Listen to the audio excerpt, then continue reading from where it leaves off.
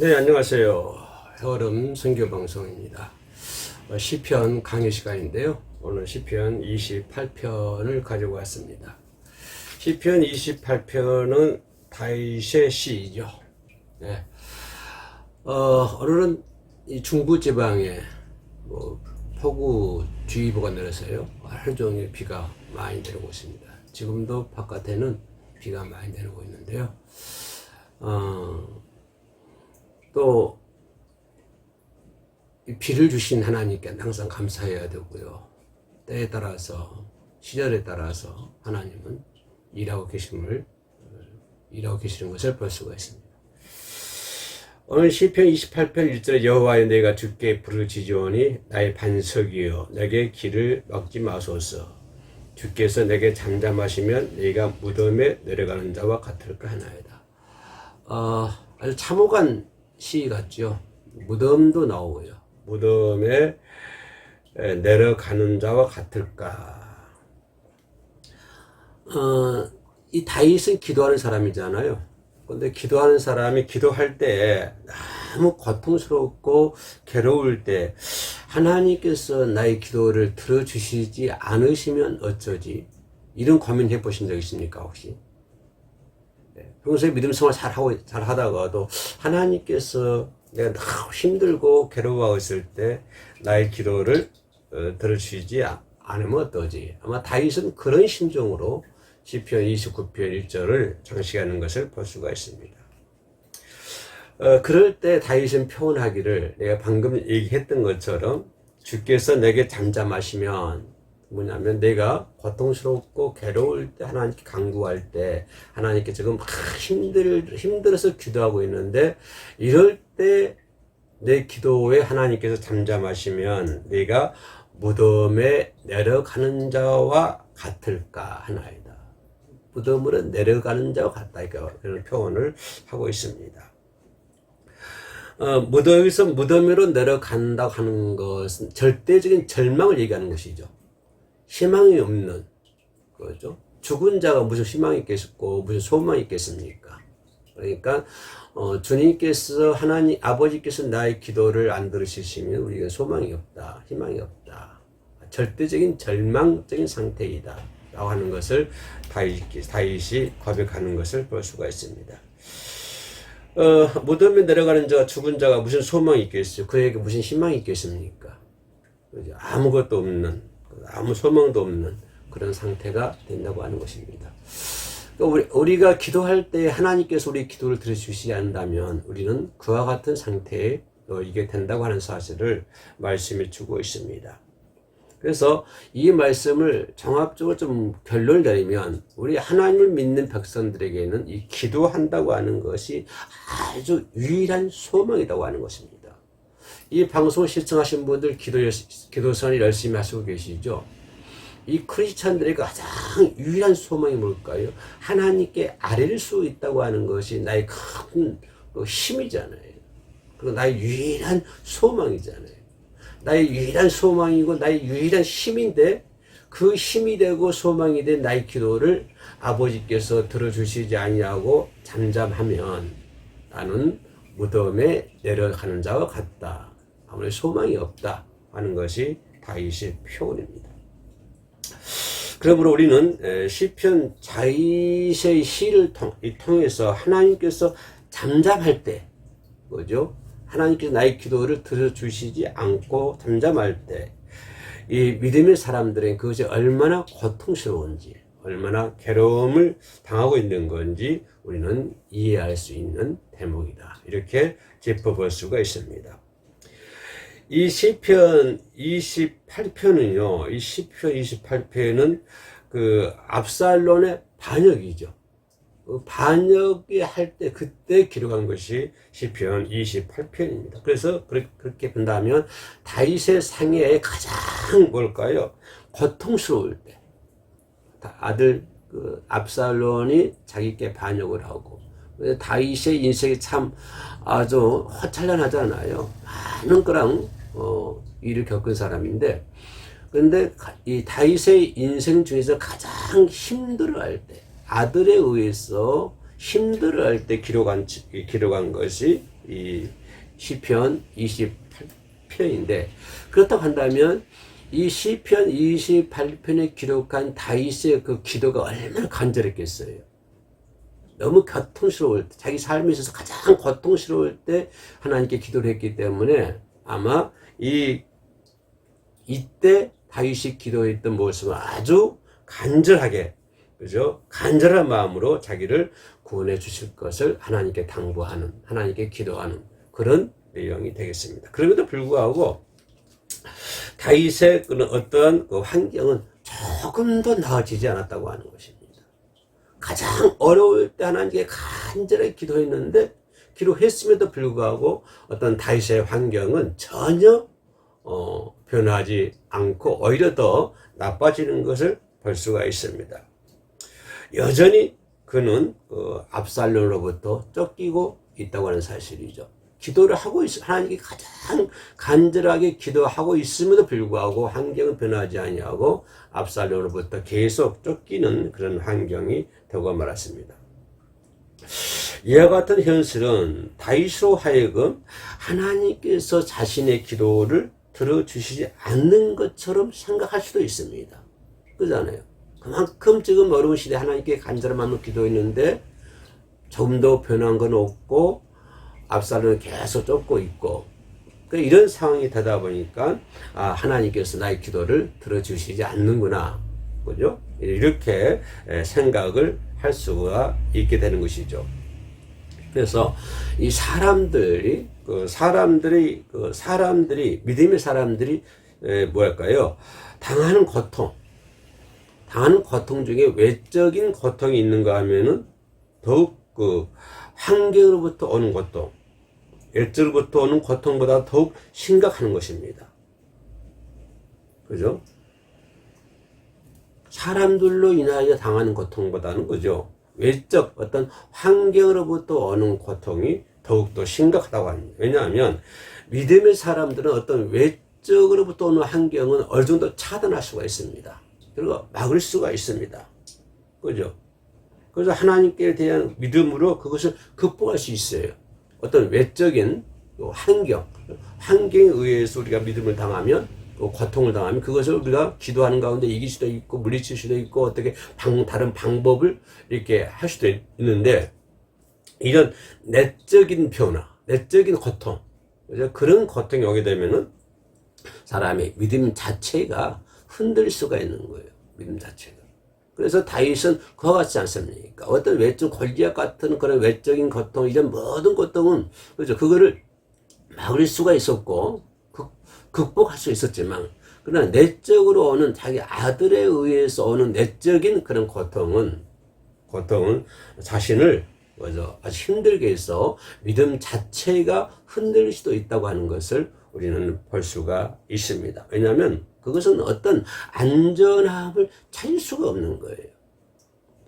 환경에 의해서 오는 고통은 어떤 뭐를 택해가지고 안전함을 찾을 수가 있는데, 내적으로 오는 그런 고통은 어떤 안전한 것을 찾기가 너무 힘들다고 하는 것입니다. 그래서 다윗은 하나님께 간절히 기도해도 하나님께서 침묵하심으로 말미암아 무덤에 내려가는 자와 같다, 이렇게 표현해 놓은 것을 볼 수가 있습니다. 다시 하나님께 대한 신앙을 고백하고 회복하고 잃어버렸던 소망을 나중에는 되찾는 것을 볼 수가 있죠. 그래서 시편 28편은 하나님의 침묵하심으로 인하여 고통 가운데 있는 자들이 어떻게 그 고통에서 자유로울 수 있을까? 다윗처럼 간절하게 하나님께 기도했는데 하나님께서 침묵하고 있을 때, 그때 우리 신앙 믿는 사람들이 어떻게 그 고통으로부터 자유로울 수 있을까? 그 부분을 영적 원리들에 대해서 말씀해 주고 있는 거예요. 시편 28편에. 그래서 하나님이 잠잠하고 있을 때, 그죠? 그때 우리는 어떻게 그 문제를, 그 고통으로부터 자유함을 얻을 수 있을까? 이런 영적인 원리를 말씀하고 있는 것이 시편 28편이라 할 수가 있겠습니다. 하나님은 자신의 기쁘신 뜻 안에서 사람들의 부르짖음에, 그죠? 잠시 침묵할 때도 있습니다. 그죠? 하나님께서 잠잠하시고 하나님께서 침묵하신다고 하는 것은 하나님께서 어떤 자신의 기쁘신 뜻에 따라서 어떤 사람이 간절한 마음으로 기도했다고 할지라도 그것을 침묵할 수가 있다고 합니다. 누구 뜻대로, 하나님의 기쁘신 뜻대로 그렇게 할 수도 있다고 하는 거예요. 다시 말씀은 어떤 사람들은 건강을 위하여 기도하지 않았음에도 불구하고 건강에 삽니다. 그렇잖아요. 어떤 사람 주변에 그래요. 어떤 사람은 건강을 위해서 기도하지 않아도 아주 건강하게 잘 사는 사람이 있는가 하면, 어떤 사람은 날마다 건강을 위해서 기도하지만 그럼에도 불구하고 질병으로 인하여 고통받는 사람도 있습니다. 기도하지 않는 사람은 건강하게 살고, 오히려 건강을 위해서 기도하는 사람은 오히려 더 질병 때문에 고통하는 사람이 있다 이 말이에요.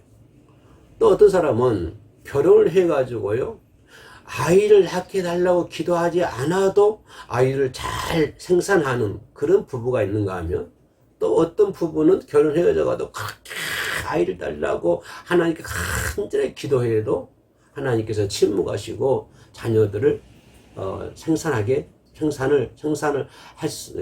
하게 못 만드는 것을 볼 수 있습니다. 그러니까 어떤 부부는 기도 안 해도 자녀들 잘 생산하고, 또 어떤 부부는 그와 반대로 열심히 기도를 해도 아이를 가질 수가 없고, 이런 일들을 우리 주변에서 많이 볼 수가 있습니다. 그러면 그 사람들은 얼마나 고통스럽게 말입니다. 건강을 달라고 열심히 기도해도 건강도 안 들고 질병으로 인하여 고통을 받고, 자녀를 낳게 해달라고 열심히 다른 사람들은 기도 안 해도 잘 나는데 자신들은 열심히 하나님께 간절하게 기도를 해도 자녀를 생산하지 못하고, 그런 환경이 있다고 한다면 이런 사람들의 고통이 얼마나 심하겠느냐 그 말입니다. 이와 같은 일들이 우리 일상적인 생활에서도 많이 찾아볼 수가 있습니다. 그런 것들이 많이 생겨요. 어떤 사람은 구하는 것마다 응답받지만은, 어떤 사람들은 또 힘을 다하여 간구를 해도 얻지를 못합니다. 어떤 사람은 그냥 쉽게 기도해도 그냥 착착 하나님께 주시는데, 어떤 사람은 그렇게 간절히 기도해도요 주시지 않는 것을 볼 수가 있습니다. 실제로 보면 어떤 사람은 병든 사람의 치유를 위하여 주님의 이름으로 기도하라는 말씀을 듣고 기도를 행했을 때 그 치유의 능력이 나타나가지고 병이 치료되는 사람이 있는가 하면, 똑같은 하나님의 말씀을 듣고 똑같은 목사님의 설교를 듣고 믿음을 가지고 치유를 해달라고 기도하지만 어떤 역사도 일어나지 않는 것을 잘 볼 수가 있습니다. 두 종류 사람이 있을 때, 어떤 사람은 그죠? 질병 치료해달라고 기도하면 금방 질병이 하나님께 치료 주신 게 있는 사람이 있는가 하면, 또 어떤 사람은 아무리 간절히 기도하고 힘을 다해서 기도를 해도 질병이 치유되지 않는 것을 볼 수가 있습니다. 우리는 이런 일들이 흔히 우리 주변에서 많이 찾아볼 수가 있는 것이죠. 이 물음에 대한 대답은 하나님이 침묵하심에 있습니다. 그 원인은 어디 있냐? 하나님의 침묵이라고 하는 것입니다. 아까 잠깐 비쳤습니다만은 하나님의 기쁘신 뜻에 따라서 침묵하고 계신다고 하는 것입니다. 왜냐하면 하나님은 각 사람에 대해서 어떤 계획을 다 가지고 계시고 있습니다. 이 사람에 대해서 어떤 계획을 가지고 계시고, 또 저 사람에 대해서 어떤 계획을 가지고 계시고요. 하나님 모든 사람들의 각자 개인에 따라서 어떤 계획을 가지고 계신다고 시편 139편 17절에서 정확하게 말씀해 주고 있습니다. 모든 사람들에게 어떤 계획을 가지고 있다 이 말입니다. 그래서 우리 가운데서 그 하나님의 계획을 이루시기 위해서 어떤 사람이 기도하는 즉시 응답해 주는 사람이 있는가 하면, 어떤 사람은 또 그 기도를 늦게 응답해 주시는 것을 볼 수가 있습니다. 이것은 뭐냐면 하나님의 어떤 각 사람에 대한 계획, 그 계획을 이루기 위해서 어떤 사람은 빨리, 어떤 사람은 침묵하다가 늦게, 이렇게 하나님께서 기쁘신 뜻에 따라서 침묵하는 것을 우리가 볼 수가 있으므로, 그러므로 하나님의 침묵하심이라 하는 것은 시간적인 차이뿐이지 어떤 사람은 빨리 들어주고 어떤 사람은 늦게 들어주고, 이것이 전부 다 하나님의 기쁘신 뜻, 한 사람 한 사람 한 사람의 계획에 따라서 하나님께서 작업하고 계시지, 그렇기 때문에 어떤 사람은 빨리 들어주시고 어떤 사람은 늦게 좀 그때 응답해 주시고, 어떤 이런 시간적인 차이에 불과하다, 우리 이렇게 생각해야 된다고 하는 것입니다. 하나님, 내 기도가 조금 늦게 들어지는구나, 그러면 하나님 기쁘신 뜻이 있구나, 이걸 믿고, 그죠? 시간적인 차이뿐이지 다른 것은 없다라고 하는 것입니다. 그래서 다윗의 기도의 응답이 지체됨으로 인해 자신은 뭐라고 그래요? 무덤에 내려가는 자와 같다라고 표현을 해주고 있습니다. 그러나 고통스러웠지만, 그 순간에 너무 고통스러웠지만, 그러나 하나님은 그의 기도를 들어주심으로 말미암아, 그죠? 그 압살롬과 싸워 승리할 수 있게 만들어 주시지 않아요. 결국은 압살롬과 싸워가지고 다윗이 승리하게 만들어 주시지 않아요. 그렇게 다윗이 간절하게 기도할 때에는 응답해 주시지 않았고, 다윗이 고통스러워서 무덤에 내려가는 자와 같다라고 표현할 정도로 하나님께서는 침묵하셨지만, 그러나 결국에 가서는, 그죠? 하나님은 그의 기도를 들어주셔서 압살롬과 사이에서 승리할 수 있도록 만들어 주시는 것을 볼 수가 있습니다. 자, 이런 것을 볼 때 하나님의 침묵이라는 것은 한 사람 한 사람의 계획에 따라서 하나님께서 어떤 사람은 빨리 기도에 응답해 주시고 어떤 사람은 또 기도에 늦게 응답해 주시고, 이렇게 시간적인 차이에 불과하다, 차이일 뿐이다 라고 하는 것을 말씀해 주고 있는 것입니다. 이런 일들은 다윗뿐만 아니라 오늘 이 시대에 살아가고 있는 모든 사람들에게도 똑같이 아주 쉽게 우리가 볼 수가 있습니다. 아주 쉽게 볼 수가 있어요. 아브라함이 자식을 낳게 해달라고 그토록 오랫동안 기도를 했지만 얻지를 못했습니다. 하나님이 침묵하신 것 같았습니다. 오랫동안 어떤 사람은, 그죠, 자식을 낳게 해달라고 기도 안 해도 어떤 사람은 쉽게 자식을 얻고, 또 어떤 사람은 기도하면 또 쉽게 그 자식을 얻지만, 아브라함 같은 경우는요, 오랫동안 기도를 해도 하나님께서는 자식을 주시지 않았습니다. 하나님이 침묵하고 계시는 거예요. 그죠? 마치 하나님이 그들의 기도에 들어주시지 않고 엉뚱한 데만 바라보는 것처럼 그렇게 느낄 수가 있다고 하는 것입니다. 그러나 어떻습니까? 하나님은 끝까지 아브라함에게 자식을 안 주셨나요? 아니시잖아요. 결국 하나님은 그의 기도를 들으셔가지고 그로 하여금 이삭을 낳게 주셨잖아요. 그래서 이삭의 뿌리에서 또 예수 그리스도가 탄생하게 되는 그런 놀라운 역사가 일어나잖아요. 그렇기 때문에 다윗은 한때는 간절한 마음으로 자식을 달라고 기도했지만 하나님이 침묵하신 것 같아서 다윗과 같은 생각을 얘기하자 그러면 무덤에 내려가는 자와 같다, 이렇게 고통스럽게 얘기할 수 있지만, 그러나 결국은 하나님께서는 그의 기도를 들어주셔서 이삭을 생사케 하시는 하나님이 쓴 것을 볼 수가 있습니다. 반복된 얘기입니다만은 한 사람에 대한 하나님의 어떤 계획이 있기 때문에 그 계획에 의해서 하나님께서는 어떤 사람은 빨리 응답해 주시고 어떤 사람의 기도는 늦게 응답해 주시는 것이지, 그죠? 시간적인 차이가 있을 뿐이다. 모든 것들은 하나님의 계획에 의해서 기쁘신 뜻에 따라서 결정된다라고 하는 것을 볼 수가 있습니다. 마르다와 마리아, 이 동기장 경험을 가지고 있지 않습니까? 동생 나사로가 병이 들어서 죽게 되었을 때 주님께서 사람을 보내가지고 빨리 오셔서 치료해달라, 낫게 하고 살려달라고 애원했지만 하나님께서는 들은 척도 안 했습니다. 예수님은 침묵만 하고 계셨던 거예요. 그죠? 그들이 나사로가 죽자 그들에게는 뭐 치유할 방법이 없어요. 소망도 없고 희망도 없었습니다. 나사로가 죽어버렸기 때문에. 예? 그런데 그들이 간청을 예수님께서는 침묵만 하고 계셨지. 그럼에도 불구하고 주님은 그들의 간구를 들어주시는 것을 볼 수가 있습니다. 그들이 보기에는 침묵한 것 같았지만 끝까지 침묵하셨나요? 아니요. 다시 가서서 죽은 나사로를 살리시잖아요. 그러면 그 마리아와 마르다의 그 간절한 간청을 예수께는 왜 침묵하셨겠어요? 예수는 그런 어떤 각 사람의 계획에 따라서 예수의 기쁘신 뜻에 따라서 침묵할 수도 있고 어떤 사람은 빨리 기도에 응답해 주실 수도 있다라고 하는 것을 볼 수가 있습니다. 그래서 죽은 지 나흘되는 사람 앞에 가서 무덤을 열게 하고 그 죽은 자가 살아나게 만드는 그런 기적 현장을 만들고 있지 않습니까? 마르다와 마리아의 간청을 어쨌든 보면은 한편으로는 침묵하는 것 같았지만 한편은 끝까지 침묵하신 것이 아니라 그들의 간청을 들어주시는 것을 볼 수가 있습니다. 이와 같은 사실들은 하나님의 침묵이라 하는 것은 결국은 응답에 대한 시간적인 차이일 뿐이지 차이일 뿐이라고 하는 사실을 우리들에게 말씀해 주고 있다고 하는 것입니다.